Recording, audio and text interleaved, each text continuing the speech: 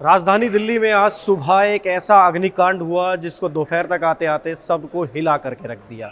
दिल्ली में मालवीय नगर में 21 लोग जिंदा जलकर मर गए और मरने वालों की संख्या में अफ्रीकी नागरिक सबसे ज़्यादा बताए जा रहे हैं।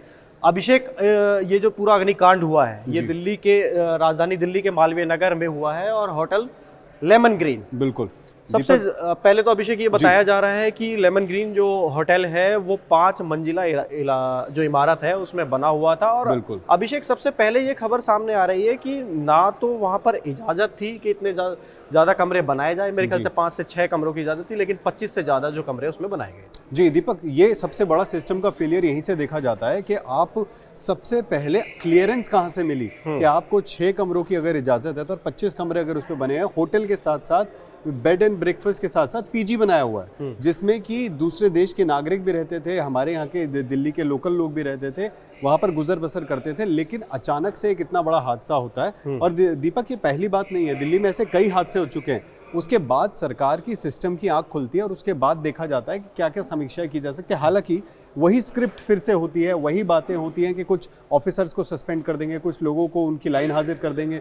लेकिन सबसे बड़ा सवाल दीपक यहाँ उठता है कि सरकार ऐसे इंसिडेंट्स के बाद उनकी नींद खुलेगी और उसके बाद कड़े एक्शन इस इंसिडेंट के बेसिस पर ही लिए जाएंगे। अब जैसे आपने बात कही थी दीपक, मालवीय नगर, आपको पता है संकरी गलियां भी हैं, कुछ खुली सड़कें भी हैं। हालांकि जहां पर यह हादसा हुआ है वो काफी खुली सड़क थी, जहां पर फायर ब्रिगेड की 2 गाड़ियां गई हैं, वहां पर जा सकती थी, इजीली जा सकती थी। लेकिन दिल्ली में ऐसे इलाके भी हैं जहां पर बहुत संकरी गली है, इंसान ही मुश्किल से घुस पाते, फायर ब्रिगेड तो बड़ी मुश्किल की बात है।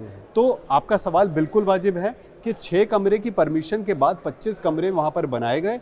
5 माले की 6 माले की जो बिल्डिंग है, आखिर उसको परमिशन कैसे मिली? और अब आग लगने के बाद अगर हम कुछ ऐसे वीडियो हैं दीपक जो हम दिखा भी नहीं सकते, मतलब लोगों को काफ़ी ज़्यादा उससे बुरा लग सकता है मन में, मतलब ग्राफिक कंटेंट है। तो ऐसा कंटेंट, ऐसी वीडियो सोशल मीडिया पर वायरल हो रही है जिसमें कि लोग कूद रहे हैं अपनी जान बचाने के लिए, 2nd फ्लोर से 3rd फ्लोर से, नीचे गद्दे लगाए चलते हुए जो लोग हैं वो कूद रहे हैं नीचे। और अभिषेक, ये भी बताया जा रहा है कि बाथरूम के अंदर जो जले हुए शव हैं वो भी बरामद किए गए और लगभग 40 से ज़्यादा लोगों का रेस्क्यू किया गया है। और ये अभिषेक, जो आग लगी सुबह सुबह, आग लगने का कारण हम आपको बता देते हैं कि वो शॉर्ट सर्किट था जिसकी वजह से आग लगी। और आग सुबह लगी है 9:15 बजे करीब। और आप ये देखिए कि अभिषेक 12:30-1 बजे तक वो हाईलाइट हुआ, यानी कि आप सोचिए कि वो 4 घंटे के अंदर वो हुआ क्या। और इसका हम आपको सोर्स बताते हैं कि 21 लोगों की मौत हुई है और ये आंकड़ा फिलहाल बढ़ भी सकता है। अभिषेक, कुछ पॉलिटिकल रिएक्शंस की भी बात कर लेते हैं। दिल्ली की मुख्यमंत्री रेखा गुप्ता का भी यहाँ पर रिएक्शन आया, जिन्होंने इस पर अपना शोक व्यक्त किया जो दिल्ली में जो घटना हुई है। अगर प्राइम मिनिस्टर ऑफिस की अगर हम बात करें तो प्राइम मिनिस्टर ऑफिस की तरफ से भी ट्वीट आया है जिसमें मृतकों को 2 लाख रुपए की सहायता अभिषेक दी जा रही है और जो इंजर्ड हुए हैं 50,000 उनको दिए जा रहे हैं। अभिषेक, कुछ सवाल है, वो सवाल दर्शकों के मन में भी है और हमारे आपके मन में भी है। सबसे पहले अभिषेक, जी बिल्कुल, रेस्टोरेंट के बेसमेंट में कमरा कैसे बना था? तो दीपक, ये पहली बात नहीं है जो बेसमेंट को लेकर। अगर हम राजेंद्र नगर में जो पानी भरा था, जब बारिश हो गई थी, पानी भर गया था, बेसमेंट में लाइब्रेरियां बनी हुई थी, उसको लेकर अगर इंसिडेंट की बात करें तो वो भी एक बेसमेंट का मुद्दा था। यहाँ पर भी बेसमेंट का मुद्दा है। तो ये मुद्दा ऐसा लगता है कि चाहे कोई सरकार आए, चाहे कोई सिस्टम आए, ये मुद्दा कभी खत्म नहीं होने वाला। सरकार से एनओसी कैसे मिली है? जी बिल्कुल, बेसमेंट बनाने के बाद उसमें रहने के लिए एनओसी कैसे मिला? जबकि इस मुद्दे को, राजेंद्र नगर वाले मुद्दे को बीजेपी सरकार ने बहुत ज्यादा भुनाया था आम आदमी पार्टी के खिलाफ, कि ये करप्ट आम आदमी पार्टी के जितने भी लीडर्स हैं उनकी वजह से वो बड़ा इंसिडेंट हुआ। तो अब किसका नाम लिया जाएगा? क्या रेस्टोरेंट में आग बुझाने के इंतजाम थे या नहीं थे? ये एक बड़ा सवाल है। फायर एग्जिट नहीं था अभिषेक, बिल्कुल भी ना एनओसी मिली थी ना फायर एग्जिट था वहां पर। इतना लापरवाही बरती जाती है इस चीज पर। हालांकि सरकार के स्ट्रिक्ट रूल्स हैं कि फायर एग्जिट और ऐसी फायर सेफ्टी होना बहुत जरूरी है हर बिल्डिंग में। लेकिन इसको तो बिल्कुल ही सिरे से खारिज कर दिया जाता है। नियमों की अनदेखी कर रेस्टोरेंट चल रहा था। बिल्कुल, नियमों की अनदेखी जो हम बात कर रहे थे दीपक, के रूम्स जितनी परमिट थे उससे 25 रूम बना रखे थे, जबकि 6 रूम जो थे फाइनल परमिट थे। अपने आप में ये कैसे क्लियरेंस मिल गई? इतने सालों से ये पुलिस की नाक के नीचे कैसे चल रहा था, ये पुलिस ज्यादा अच्छे से बता पाएगी। क्या रेस्टोरेंट से निकलने का कोई और रास्ता नहीं था?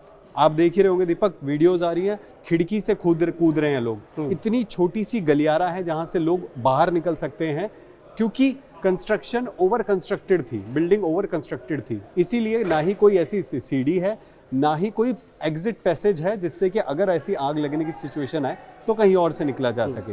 रेस्टोरेंट के बेसमेंट में सिलेंडर कैसे रखे गए ये थे? सबसे बड़ा सवाल है अभिषेक जी कि बेसमेंट के अंदर सिलेंडर कैसे गए।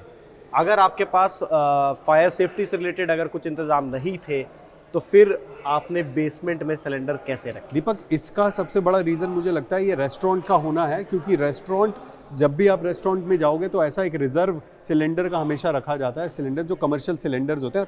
और हाल ही में जो सिलेंडर्स के रेट बढ़े थे उसके बाद बहुत सारे ऐसे रेस्टोरेंट्स ने क्या किया कि काला बाजारी करके रेस्टोरेंट्स में स्टॉक करना शुरू कर दिया, ताकि अगर कोई और दिक्कत आए तो उसके उन सिलेंडर्स को यूज़ किया जा सके। तो कहीं ना कहीं हमारी आँख खोलने के लिए, सिस्टम के मुंह पे तमाचा मारने के लिए ये जो इंसिडेंट हुआ है, ये आज अगर इस पे सरकार एक्ट नहीं करती है तो मुझे लगता है कि ये बहुत बड़ी बात जो है, सरकार अगर इसे इग्नोर करती है तो कहीं ना कहीं ये बहुत ही गलत होगा सरकार के लिए। पूरा सिस्टम का ये फेलियर माना जाएगा। जी।